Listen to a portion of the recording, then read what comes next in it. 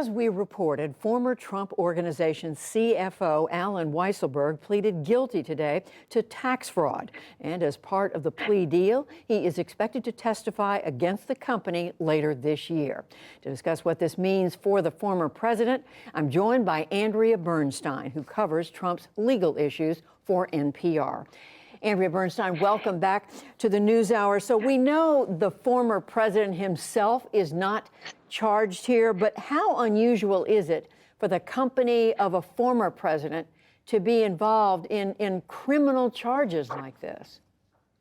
Well, I think this is the only time it's ever happened. There has never been a post-presidency like Trump's.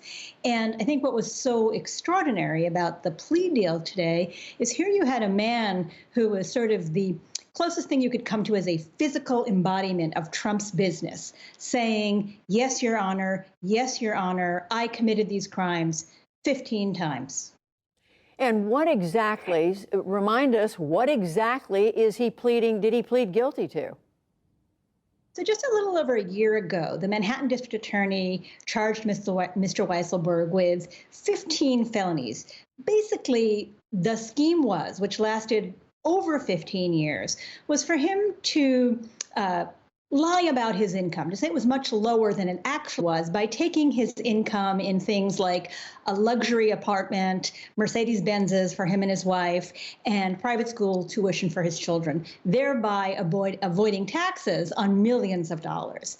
And what he pleaded guilty to was everything from scheme to defraud, a scheme that lasted, he admitted today, from 2005 to 2021, during the entire time when his boss, Donald Trump, was president.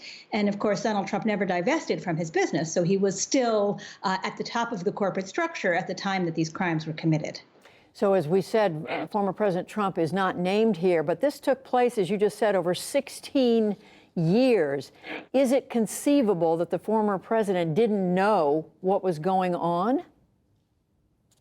Well, the district attorney, the Manhattan district attorney, was preparing an indictment against Mr. Trump himself.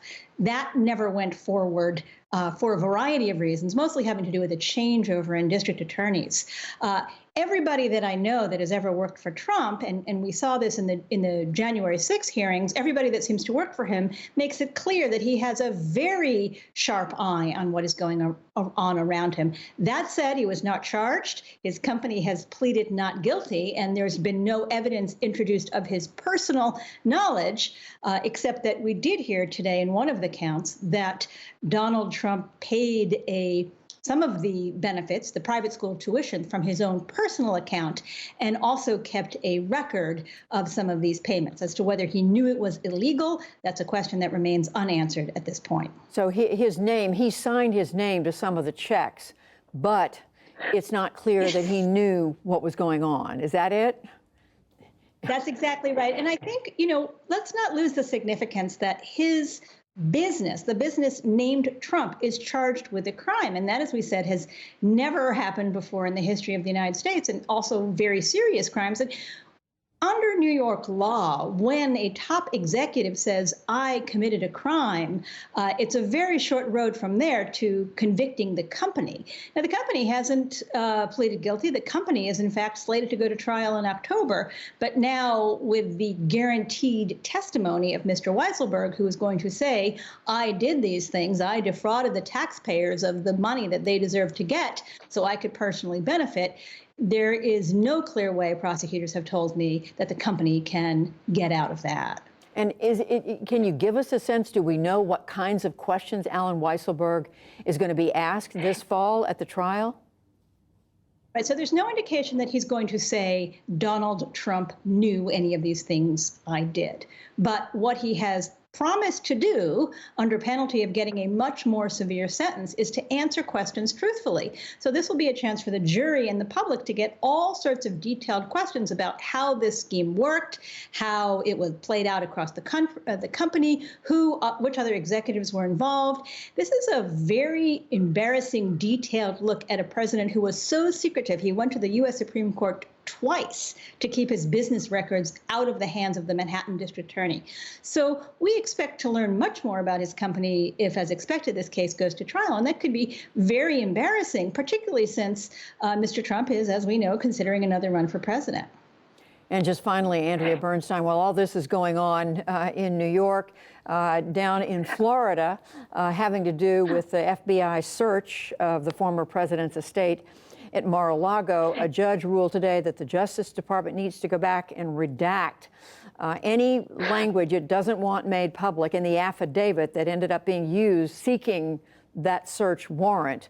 How does that play into any other legal worries the former president has? Well, it does seem like it's a very big worry when you have the U.S. Justice Department investigating you, as we now know, under the Espionage Act and other potential crimes. But it looks like we may learn more. Now, this has many steps to go through. Obviously, the judge has asked the Justice Department to come back. It can be appealed. It doesn't seem like we will see anything tomorrow, but we see a pattern here, which is the president hiding things, the president not revealing things, and a president being investigated from everything to whether his company being investigated from everything to whether he wrote a check for his CFO's grandchildren's tuition to whether he mishandled classified documents. That is quite a roster for a former president. Journalist Andrea Bernstein, thank you very much. Thanks so much.